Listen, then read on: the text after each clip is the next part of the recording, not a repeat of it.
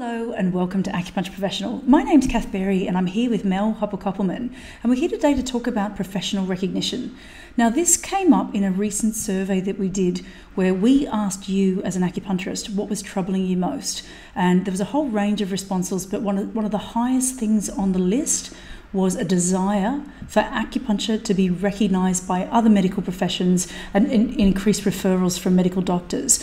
So I've invited along one of our world-leading experts in being able to talk to doctors and understand research, Mel Hopper Koppelman, to address this issue of professional issues. So firstly, welcome, Mel. Thanks for joining us today. Thank you. Thanks for having me. And so what's your view on how acupuncturists, or we as a profession, can increase our professional recognition? Good. It's a really good question and a really, really important question. I think that acupuncturists think that the situation in the West is much worse and much more pessimistic than it really is. I know that of two studies done in the UK about GPs' attitudes towards acupuncture, and over half would recommend it. Now, I think most people would find that surprising. We're so used to focusing on skeptics and criticism, but most doctors would recommend acupuncture, right? So we don't, need to focus on the kind of minority dissenters unless we're doing it strategically. So that's, part of the story that people have been telling is this disempowering one, but just, noticing, that there's a reason that you came into this profession, right? You're not insane, you're not crazy, you're not irrational. You came into this profession because you wanted to learn something that was effective and powerful, that there was a need that probably, for most people, I think either you or someone benefited from it. So you're doing something really good. So these are all bits of the story to kind of keep to the forefront. And then, anything else, just make sure you're becoming aware of anything that you think that's holding you back and changing it so that you feel good. Otherwise, it's a bit walking around with a disempowering story. It's like walking around with bags of rocks tied to your feet without even realizing you're doing it and complaining that you're tired. We all do it, so that's how we're designed. But it's really, I think that's probably the most important bit. Is that bit. Well, then moving on, you mentioned knowing your audience. Could you tell us a little bit more about what you mean by that? So knowing your audience. Well, first, the vast majority of doctors are not researchers. That's a good thing to keep in mind because we have been in a place where we're on the outside of mainstream medicine. We've really done our research. As a profession, we've produced a lot of research, and as conscientious practitioners and individuals wanting to be accepted, we've read a lot of it. So now when we meet a doctor, we're like ready to rattle off. We want to rattle off all these statistics. And someone was asking me about, I don't want to cherry pick the data, and it's like this kind of sense of over preparation for that type of conversation, right? That most doctors are not researchers. They have a very limited amount of time about how much research they could read. Some will read very little because they don't have time and because they don't necessarily need to be a clinician.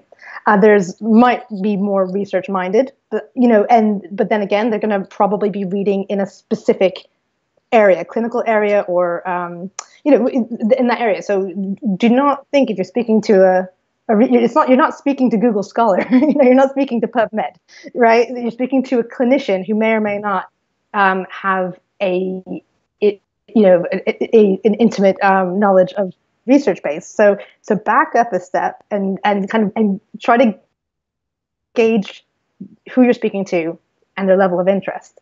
So that's really interesting. So you're knowing the audiences. Firstly, I love your point about doctors just being real people, and also doctors probably that idea that doctors aren't researchers, I think, is incredibly refreshing, because it is something that we take for granted, that we do think that we're talking to the whole medical professional, the whole medical profession when we speak to a doctor.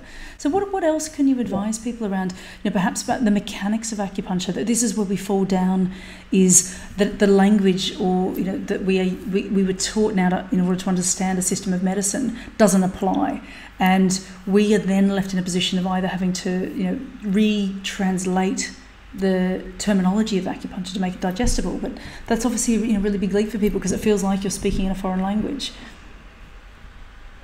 Yeah, absolutely. And this is a challenge. I mean, I can only share what I've done or what I do, and it seems to work for me. So when I present this as well, I like to make it as visual as possible, because even if you're speaking to someone who's maybe a little bit on the fence, it's very hard for them to get the image out of their head, because it doesn't, because now we're talking about stuff that's concrete. So certain things to mention. So one is that we know that the nervous system is involved. We know that there are very fine nerves that are found at greater concentrations at acupuncture points than other points, and that these are communicating directly to the brain and the central nervous system.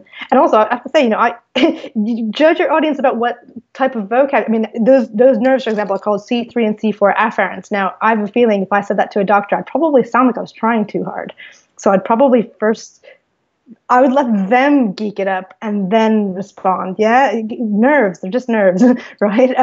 So we know that, and then when we give that mechanical stimulus, so when we put an acupuncture needle in, certain chemical things change as well. So and also I'd say, again, depending on your audience, you're probably not going to be speaking to a skeptic necessarily.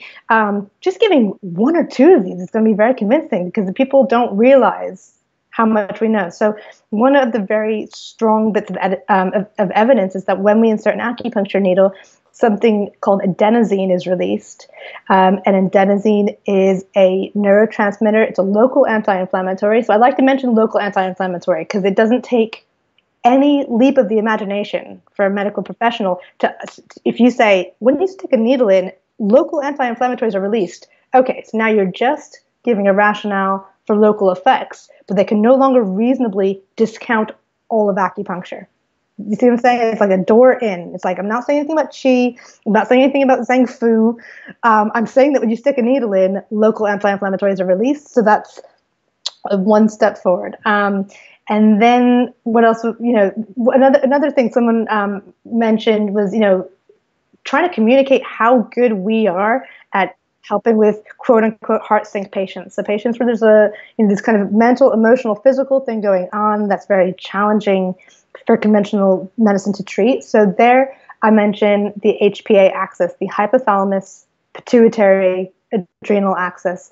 And I don't know how much to gauge whether or not a doctor, I don't think every doctor is going to be familiar with that term, maybe most. HPA axis is the brain and the adrenal glands. The acupuncture research shows that true acupuncture more than fake acupuncture, regulates the system incredibly well. Okay, so something about sticking acupuncture needles in these points regulates the hypothalamus. The hypothalamus regulates our whole endocrine system. So again, there's no, instead of, you can say that we do mind-body medicine, I find that this is a little bit more concrete and less wishy-washy and more backed by evidence. And that should be something that, again, is very, it's very difficult to argue with. You're most likely not going to be speaking with someone who wants to argue with you anyways.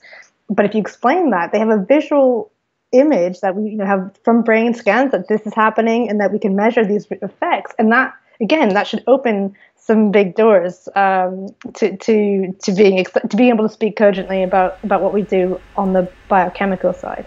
So I would in an elevator pitch, I would include the words mechanical stimulus, nervous system, endocrine system. Another one that I like to mention, which has to do with the HPA axis, but it's that rebalancing of sympathetic and parasympathetic nervous system. So again, those are big words: fight or flight, rest and relax. That's something that people are familiar with. And so the sympathetic nervous system is your fight or flight. It's completely changing all of your physiology due to stress to be able to run away from the lion. Your parasympathetic is there to help you rest, digest, procreate, that sort of thing. In modern times, especially if anyone has symptoms or of any kind or an illness, they'll be activating the sympathetic too much. And if you can explain in a few words, sticking the needles in seems to move that balance back. And we know this because this is another good one. So we know this because of studies using heart rate variability. So that's a good one to have in your back pocket. Again, whoever you're speaking to may or may not be familiar with it, but heart rate variability is an excellent measure of the balance between sympathetic and parasympathetic, and it's also strongly correlated to all-cause mortality in any illness. So it's just a really good index of health, and it's an index that I think fits very well with our own theory. So, it's one that, if you're not familiar with it, read up on it, or I'm happy to share with you, because it's an index that fits so well with the way we see patients and the way we work with patients, that you don't have to feel kind of awkward or fraudulent talking about it. This is sort of part of our medicine. So, is there anything else you'd like to add, in terms of how, within the context of professional recognition, that we've talked today about mindset, of making sure that practitioners themselves don't feel that there's a sense of rechanging that narrative that we have as a profession. The second one being audience as well, so really picking your audience and being able to target your information. And the third one being your content, really know enough about the story to be able to engage in that conversation. Is there anything else that you can add, or any other questions which came up? Be familiar with the case studies and communicate them. And if you want to get to a deeper conversation, then you can do that.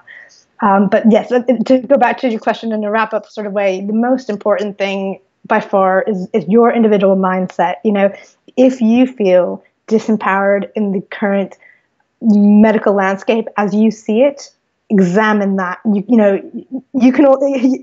I know it's that's where to start. Definitely, as soon as you can dissolve those beliefs that make you feel that way, you won. You did it. Yeah. Excellent. Well, thank you, Mel Hopper Koppelman, for joining us today and taking us through that incredible insight and sharing all your expertise.